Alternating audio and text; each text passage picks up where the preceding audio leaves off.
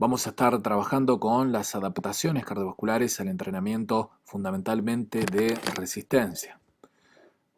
Con respecto al grosor de la pared cardíaca, tenemos las siguientes preguntas. ¿Cambia el grosor de la pared cardíaca? ¿Cómo? ¿En cuál sentido? ¿Disminuye? ¿Aumenta? ¿Cuál cámara cardíaca tiene los mayores cambios? ¿Cambia solamente el grosor o también el tamaño de la cavidad? Es decir, cavidad, recordemos que es el espacio interior de cada cámara cardíaca, el espacio que se llena de sangre dentro del corazón. Este esquema nos va a ayudar para ir resolviendo esas preguntas. Supongamos que este es el corazón de una persona sedentaria y luego de unos meses de entrenamiento va a tener esta imagen del corazón, esta estructura. Por un lado vemos cómo cambia el espesor de la pared cardíaca. Va a aumentar a expensas fundamentalmente del miocardio. El espesor de la pared cardíaca depende principalmente del espesor del miocardio. La capa más gruesa de la pared cardíaca es la capa intermedia constituida por músculo cardíaco o miocardio. Vemos cómo claramente existe un aumento en el espesor y también va a aumentar el espacio de la cavidad o espacio interior del ventrículo. En esta imagen no se esquematiza eso, no se representa eso, pero la realidad es que este espacio interior va a aumentar más. En este dibujo parece que se achica, pero no, en realidad lo que sucede es que va a aumentar el espacio ventricular, la cavidad propiamente dicha. ¿Cómo repercute el grosor de la pared cardíaca, el espesor del miocardio, en la función cardíaca? Ese aumento del espesor del miocardio en definitiva se produce por una hipertrofia del músculo cardíaco. Recordemos que hipertrofia es el aumento del tamaño en las fibras musculares, en este caso en las fibras musculares cardíacas. Con esta hipertrofia, en definitiva lo que ocurre es un aumento de la masa miocárdica y ello permite un mayor desarrollo de fuerza contráctil, por lo tanto una mayor contractilidad. Esto es en definitiva lo que conduce la hipertrofia del miocardio, a una mayor contractilidad, a una mayor fuerza contráctil. Lo podemos ejemplificar con una persona que se entrena, desarrolla por ejemplo los músculos de su brazo. En la medida en que tiene una hipertrofia de esas masas musculares, va a poder desarrollar una mayor fuerza. Aquí lo mismo, un miocardio más grueso permite contraerse con mayor fuerza y por lo tanto aumentar el volumen de sangre que expulsa en cada latido. ¿Cómo repercute el tamaño de la cavidad en la función cardíaca? Ese espacio interior. En la medida que la cavidad es más grande, entonces el ventrículo aumenta su capacidad para contener sangre y por lo tanto para llenarse con más sangre. Aumenta el volumen de llenado ventricular, permite el aumento del volumen de llenado ventricular y en definitiva aumenta el volumen diastólico final. A un mayor volumen diastólico final corresponderá un aumento en el volumen sistólico. Para recordar algunos conceptos de los volúmenes cardíacos, estos recipientes van a representar a las cavidades cardíacas. El ventrículo se llena durante la diástole y aquí la sangre se transfiere desde la aurícula hacia el ventrículo. Finalmente el ventrículo se llena completamente, eso es el volumen diastólico final. Posteriormente, durante la sístole, el ventrículo se vacía, expulsa una parte de su sangre a su arteria respectiva, sea el ventrículo derecho hacia la arteria pulmonar, el ventrículo izquierdo hacia la aorta. Pero el ventrículo no se vacía completamente, sino que luego de cada sístole, luego de cada fase de expulsión, va a permanecer cierta cantidad de sangre aquí dentro de la cavidad ventricular. Y ese volumen de sangre recibe el nombre de volumen sistólico final. Volumen sistólico final. Posteriormente, en la siguiente diástole, nuevamente la sangre va a ingresar al ventrículo y lo va a llenar procediendo desde la aurícula. Entonces, el volumen diastólico final es un volumen de sangre que ocupa el ventrículo al finalizar la diástole, cuando el ventrículo ya se ha llenado y no va a recibir más sangre, alcanza el máximo volumen de llenado. Ese es el volumen diastólico final. Mientras tanto, el volumen sistólico final también es un volumen de sangre que está dentro del ventrículo, pero en este caso al finalizar la sístole. ¿Cómo se modifica el volumen diastólico final o volumen de llenado? Ya vimos que va a aumentar. ¿Por qué? Porque aumenta el volumen sanguíneo total. Con el entrenamiento aumenta la volemia o volumen sanguíneo total. Recordemos que en un sedentario adulto podríamos tener unos 5 litros de sangre en total, pero con el entrenamiento esta cantidad puede aumentar hacia 6, 7 litros de sangre y en definitiva, a mayor sangre en el sistema cardiovascular, aumentará el retorno venoso cardíaco, la cantidad de sangre que retorna vía venosa hacia las aurículas y por lo tanto hacia los ventrículos. A un mayor retorno venoso, el ventrículo se llena más, aumenta el volumen diastólico final y a mayor volumen diastólico final, mayor volumen sistólico. Entonces, mientras el ventrículo se llene con más sangre, luego en la siguiente sístole se expulsará más sangre. En definitiva, a mayor volumen diastólico final, mayor volumen sistólico. En parte, el ventrículo va a permitir llenarse con más sangre, a que le ingrese más sangre, porque está dilatado. Como una adaptación al entrenamiento, el ventrículo aumenta sus dimensiones internas.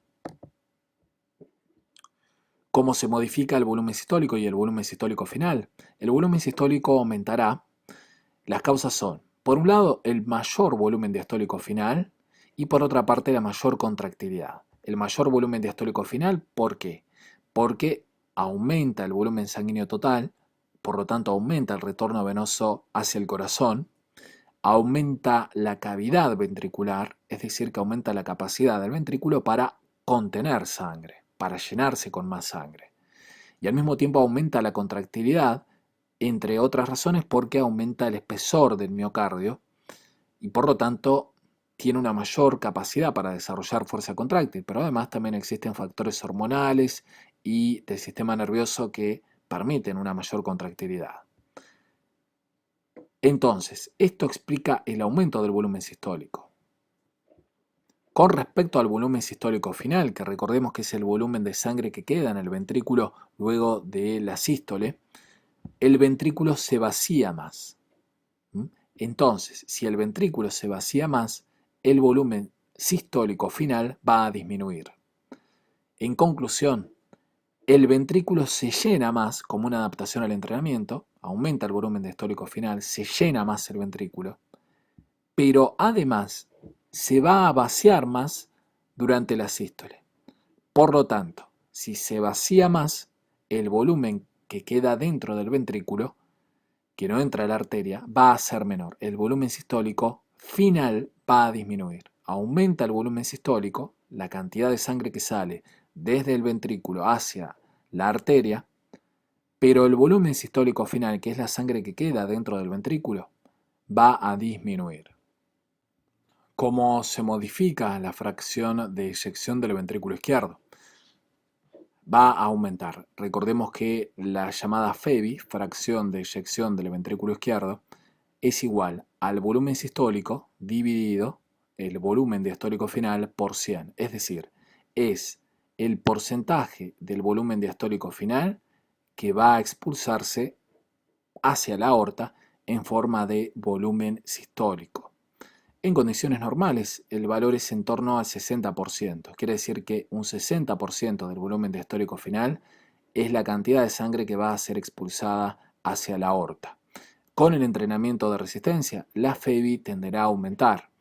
Y esto se explica por una disminución del volumen sistólico final, es decir, el ventrículo se vacía más. Por un lado, aumenta el volumen diastólico final,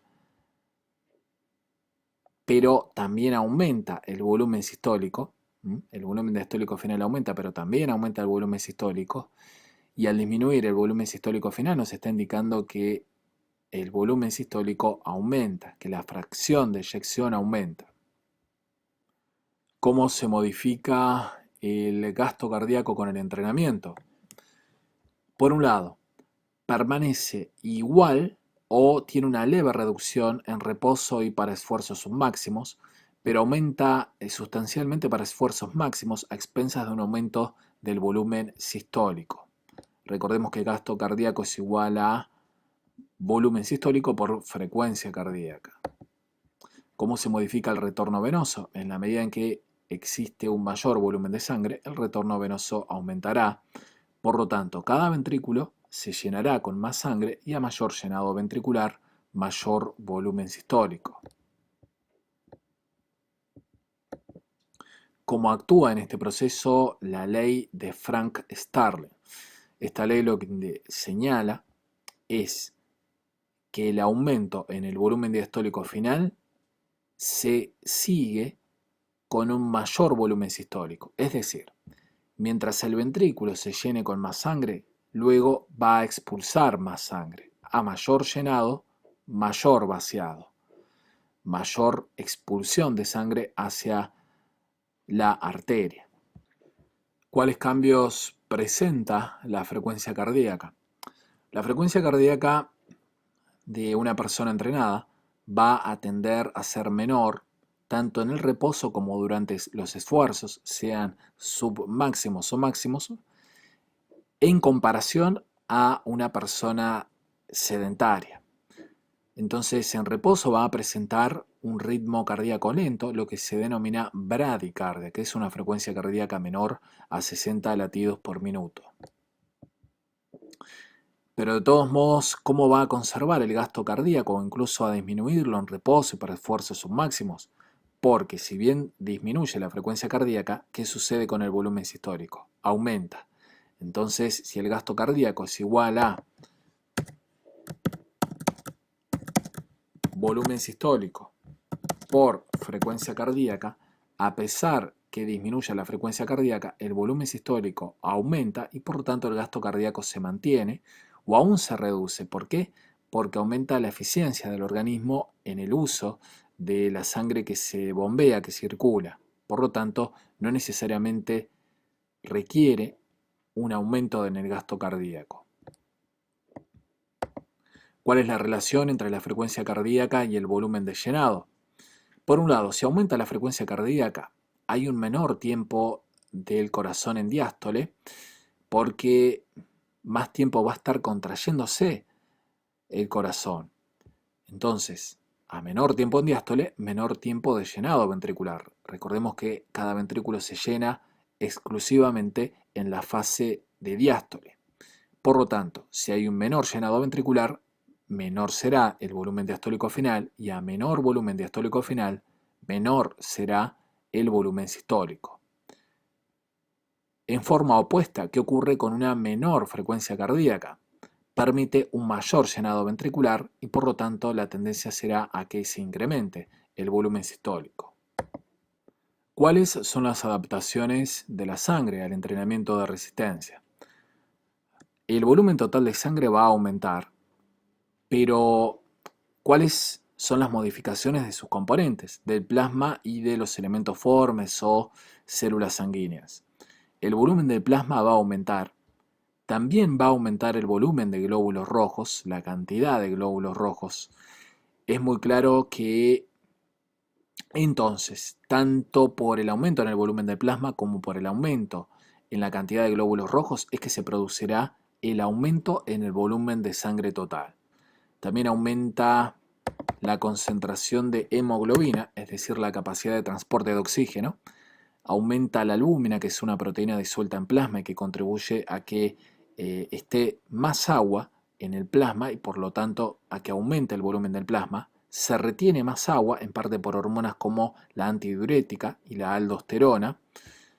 La relación volumen-plasma, volumen-glóbulos rojos. Si bien aumentan ambos componentes, aumenta más proporcionalmente el volumen del plasma y por lo tanto la sangre tenderá a estar más diluida, a tener una menor viscosidad. En la medida en que la sangre sea más fluida, menos viscosa, la resistencia vascular será menor, el flujo sanguíneo se facilitará.